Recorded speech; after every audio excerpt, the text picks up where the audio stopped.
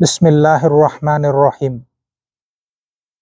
আল্লাহ রাব্বুল আলামিন জালিম এবং জালিমের জুলুম সম্পর্কে পবিত্র কোরআনে কি বলেছেন এবং রাসূল সাল্লাল্লাহু আলাইহি ওয়াসাল্লাম জালিম সম্পর্কে হাদিসে কি বলেছেন, সেই বিষয়ে আমরা আলোচনা করব ইনশাআল্লাহ।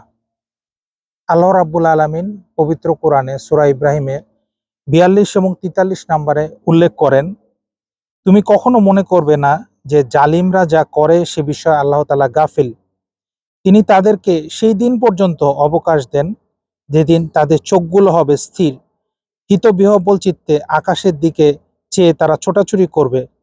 নিজেদের প্রতি তাদের দৃষ্টি ফিরবে না, তাদের অন্তর হবে শূন্য। যখন জালিম তার জুলুমের মাত্রা ছাড়িয়ে যায়, যখন আমরা দেখি যে অনেক জুলুম হচ্ছে, তখন আমরা হয়তো চিন্তা করি যে আল্লাহ তাআলা কি এই জুলুমগুলো দেখেন না?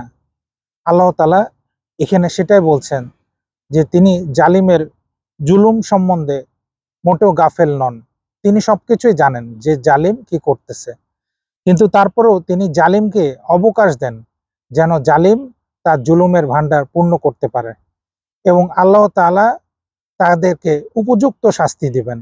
কারণ এই দুনিয়াটাই সবকিছু নয়, এই দুনিয়াটা শুধুমাত্র টেম্পোরারি। আমাদের অনন্ত জীবনে যেতে হবে, অনন্ত পরকাল, সেখানে জালিমের বিচার অবশ্যই হবে।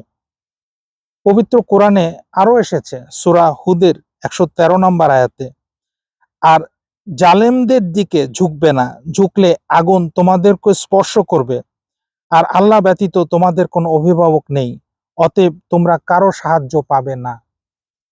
এখানে আল্লাহ তাআলা বলছেন যে শুধু জালেম নয়, যারা জালেমদের দিকে ঝুঁকে, অর্থাৎ যারা জালেমদের সহযোগী, যারা জালেমদেরকে সমর্থন করে, জালেমদেরকে নীরবে তাদেরকে সমর্থন জানায় এবং নীরব থেকে তাদের কাজে উৎসাহ প্রদান করে, এই সকল ব্যক্তিও জালেমদের মতোই আগুন তাদেরকে স্পর্শ করবে, জাহান্নামের আগুন তাদেরকে স্পর্শ করবে।